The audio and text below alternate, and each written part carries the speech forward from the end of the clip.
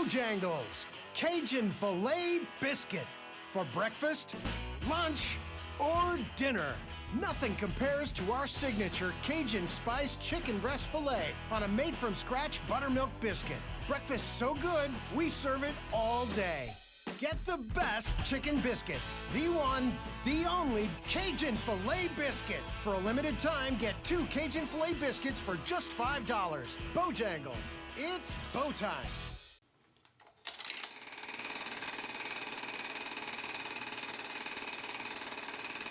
Welcome to ACA After Credits. I'm your host, Alexa Bonilla. Today I'm here with reporter Colby Reece and Sophie Osmani from Low Key, as well as Pete Berman from The Overtones. Today we're going to be discussing the Riff Off that happened last weekend, inspired by Pitch Perfect. So let's get right into it. So JMU Low Key opened the show with Diamonds by Sam Smith and their Dua Lipa medley. Sophie, how did you feel about opening the show? It was definitely a little nerve-wracking, especially coming back from the recording studio for like hours in a day. But the energy was still there. We were ready to go, and we were ready to open it up with an energy booster. That's great. So Colby, do you want to talk about like the Overtones performance? Yeah, so obviously y'all's category was Over It. Can you just talk about how y'all came to deciding the songs and things like that? What was kind of the process thinking about that? Well, once we knew the category, we were kind of thinking through all the songs that we have, and we have like 10 or so right now. We've been working on a few for our competition set recently, and then just a few others for our concert. But then when we heard Over It, Crybaby, which, you know, big girls gotta cry, comes straight to mind, and I'm Tired, which, you know, all about being tired, also comes to mind. So I guess that's just how we came up with it. Yeah, and I think I'm Tired was just so powerful. I mean, after that performance, I was like, you know, I felt like I was a different world. It just like took you to another world. So you guys really did an amazing job with that. Oh, thank you. So what do you guys have for the future? What are you guys preparing? What's the next step for you guys, Low Key? So we actually just finished recording an album, and it should be out by the end of the semester. Really excited because the last time we released something was in like 2019. And we just recently released a single called Break My Broken Heart, if you guys want to stream that on Spotify. And I'm just really proud of the group, and yeah, that's what's coming up for us. What about you guys, Overtones? Well, coming up later this month, we have the second round of the ICCA competition, which is also featured in Pitch Perfect. And then in April, our group is having our 25th year anniversary concert. That's awesome. So cool. Yeah. And how did you guys feel kind of coming together as all the a cappella groups on campus and kind of coming together and the support? Like every time an a cappella group is called, all the a cappella groups were cheering for each other. So how did that feel to kind of have the support from every a cappella group on campus? Oh my gosh, like every time I'm with like the other groups, I just feel all of the love and all of the support that we have for each other, and it was just so encouraging and motivating up there. Like you need that audience to hype you up, and you need for that adrenaline rush, and we always provide that for each other, which is always so nice. And even like on the stage and off the stage, the community is always so strong and tight-knit, and I really appreciate it. Yeah, it's a lot of fun when all the groups get to come together. We have an event every fall semester called Acapella-thon, where all the groups come together. And we used to have one every spring semester too at the Forbes Center. So, you know, maybe the Riff Off can become a regular sort of thing, and we can see all the groups come together every semester. I would love for that to happen. I would love to see all of you guys together at the Riff Off, because it was just so cool to see every group, see how they're different. I hadn't seen all the groups before.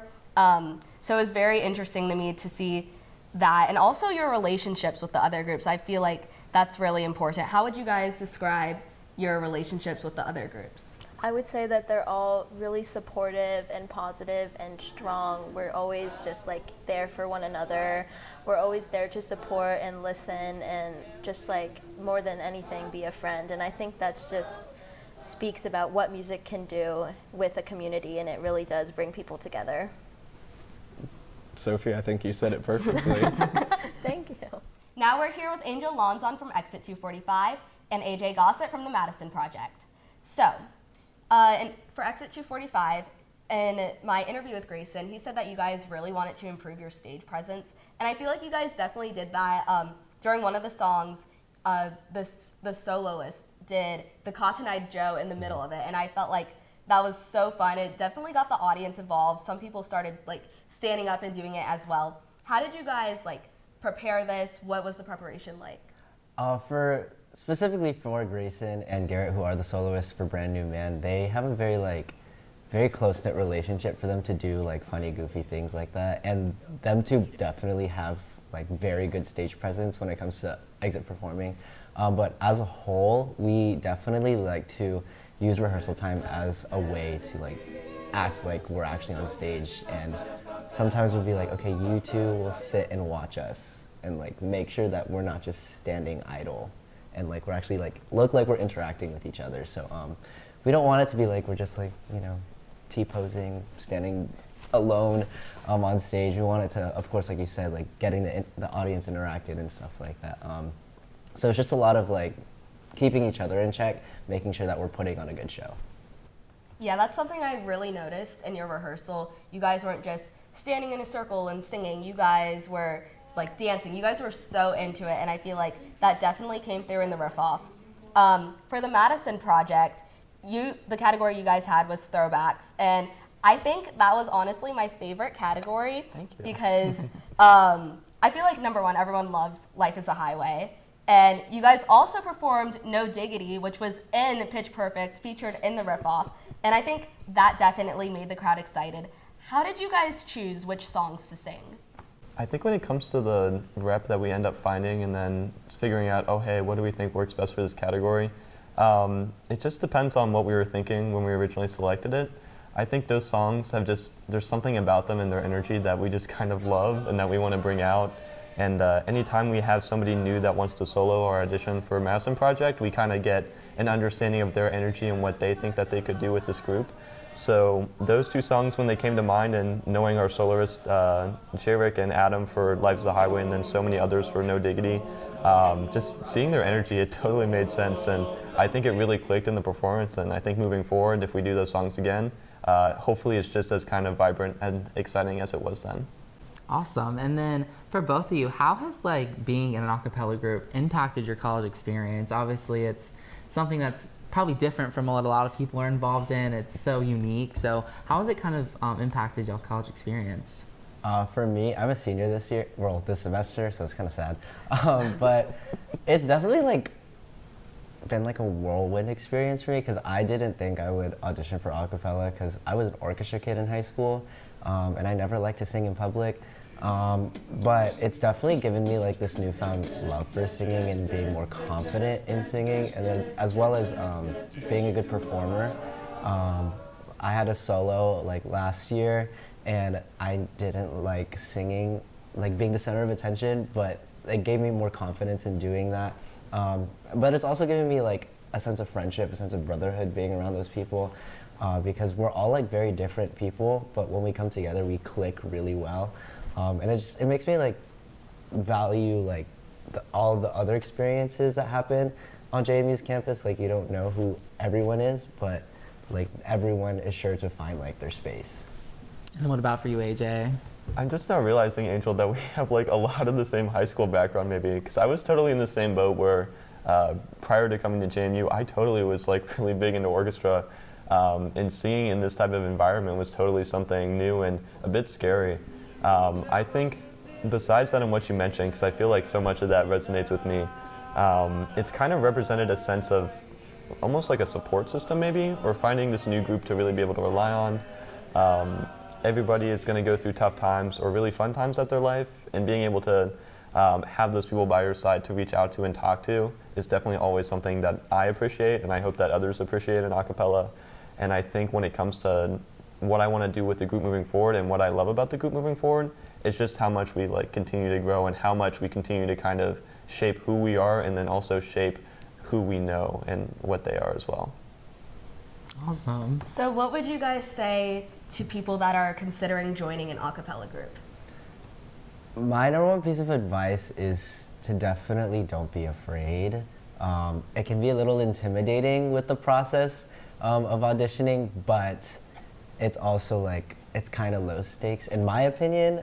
Some people might have other opinions, but find a song that shows your voice off the best in your opinion, and then just like practice, of course. You can't practice too much. Like any practice goes a long way.